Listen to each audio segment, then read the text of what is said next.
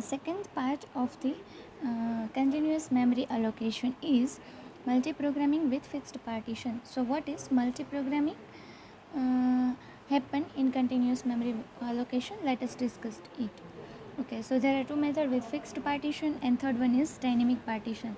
So first we discuss with fixed partition. Okay, so this method allows multiple processes to execute simultaneously. In single process monitor, there only one process who can execute at a time. So here more than one process is execute simultaneously. So this is multiprogramming. Okay, the memory is shared among operating system and processes. Operating system અને processes વચ્ચે memory share થાય છે. In memory, more than one processes are loaded, so it's increase the CPU utilization. એક કરતાં વધારે process મેમરીમાં load થાય જેથી કરીને CPU યુટિલાઇઝેશન છે એ વધે છે. The memory is divided into fixed sized partition. કેવી રીતે કરવામાં આવે છે તો કે મેમરીને ફિક્સ્ડ સાઇઝ પાર્ટીશનમાં ડિવાઈડ કરી દેવામાં આવે છે. એની સાઇઝ છે એ ડિપેન્ડ કરે, ફિક્સ પણ હોય, ઇક્વલ પણ હોય અને અનઇક્વલ પણ હોય.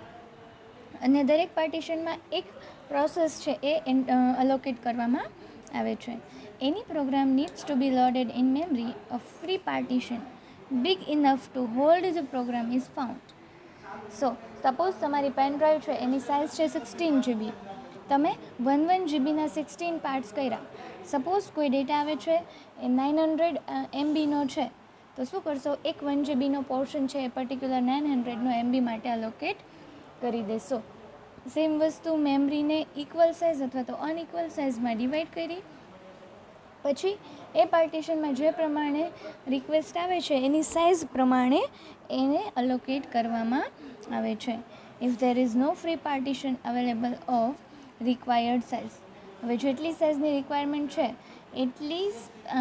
એટલો પાર્ટીશન અવેલેબલ નથી, then that process needs to wait in queue, તો એ પ્રોસેસે ક્યુમાં વેઇટ કરવો પડશે. સો there are two possible ways to implement this method with queues. હવે જેટલા વેઇટ કરે છે એને ક્યુમાં રાખ્યા છે તો બે પોસિબલ વે છે કે તમે આ મેથડ ક્યુથી ઇમ્પ્લિમેન્ટ કરી શકો. કઈ બે method? Using multiple input Q and using single input queue. Let us discuss it. Okay, કેવી રીતે થાય છે ફિક્સ્ડ સાઇઝ પાર્ટીશન? તો સિંગલ ઇનપુટ ક્યુ અને મલ્ટિપલ ઇનપુટ ક્યુ અહીંયા બતાવેલી છે. પહેલાં તો મેમરીને શું કર્યું છે, ફિક્સ્ડ સાઇઝમાં અથવા તો પાર્ટીશન કર્યા છે ઇક્વલ સાઇઝ કે અનઇક્વલ સાઇઝમાં. Okay, so what happen in single input cues?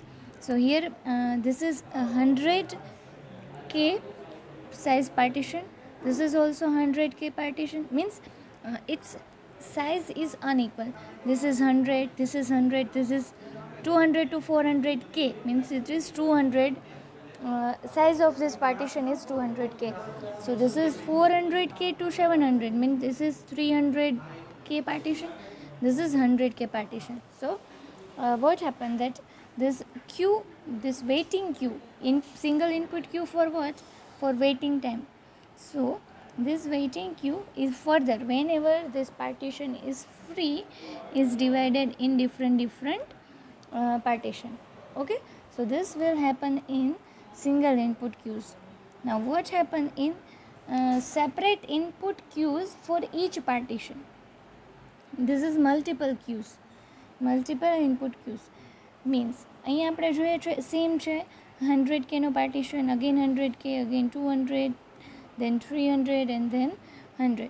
પણ આમાં શું થાય છે, દરેકે દરેક પાર્ટીશન માટે અલગ અલગ વેઇટિંગ ક્યુ છે, એટલે મલ્ટિપલ ઇનપુટ ક્યુ અવેલેબલ છે. Okay, so this is what multiprogramming with fixed partition and single input queues and separate input queues for each partition, which means multiple input queues. So let us discuss what happened in multiple input queues. Okay, so each partition separate queue is maintained. દરેક partition માટે અલગથી ક્યુ હોય. જ્યારે પણ કોઈ process આવે છે તો ત્યારે એ ક્યુમાં મૂકવામાં આવે જેથી કરીને એ પાર્ટીશનમાં એ સમાઈ શકતી હોય. બરાબર. સપોઝ કોઈ પ્રોસેસ આપણે સાઇઝ છે 100 કેની, તો સપોઝ કોઈ પ્રોસેસ 90 કેની આવે છે, 80 કેની આવે છે, તો તમે એમાં મૂકી શકો. પછી કોઈ પ્રોસેસ છે 350 કેની આવે છે, બરાબર, અથવા તો 250 કેની આવે છે, તો એને જે 30 કેનો, બરાબર, આ પાર્ટીશનમાં કોણ આવશે? તો કે જેની સાઇઝ 250 કે હશે, બરાબર, એની આપણે અહીંયા મૂકશું. બરાબર. તો એ પ્રમાણે કે જે એ હોલ્ડ કરી શકે એ વાઇઝ એને ક્યુમાં મૂકશું. જ્યારે પણ કોઈ પાર્ટીશન ફ્રી થાય છે, બરાબર, ત્યારે જે પહેલી ક્યુમાં જે પહેલાં હોય, ફર્સ્ટ ઇન ફર્સ્ટ આઉટ, એટલે કે જે પહેલાં હશે એને જે પાર્ટીશન છે અલગ થશે. So what is the disadvantage of this multiple input cues?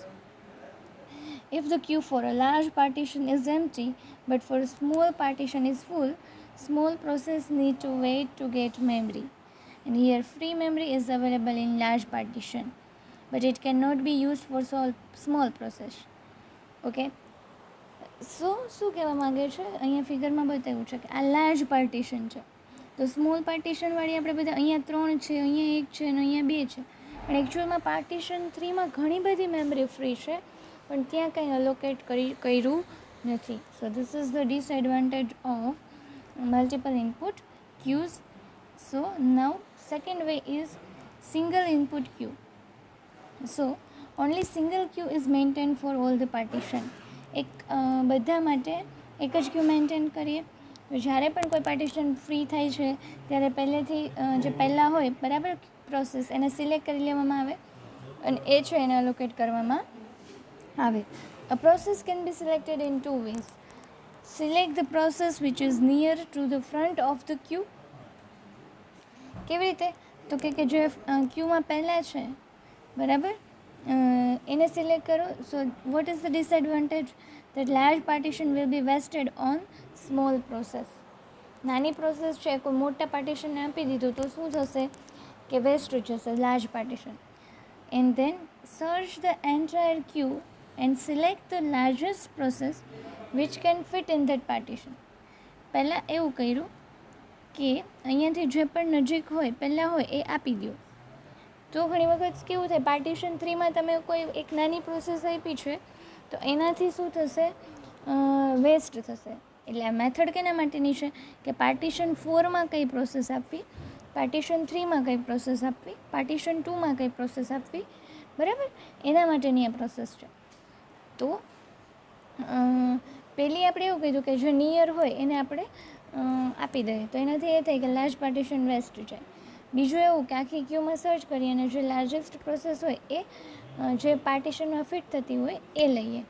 એનો ડિસએડવાન્ટેજ કે starvation is possible for small processes, which means કે સ્મોલ પ્રોસેસીસનો ચાન્સ જ આવે નહીં મેમરીમાં એક્ઝિક્યુટ થવા માટે.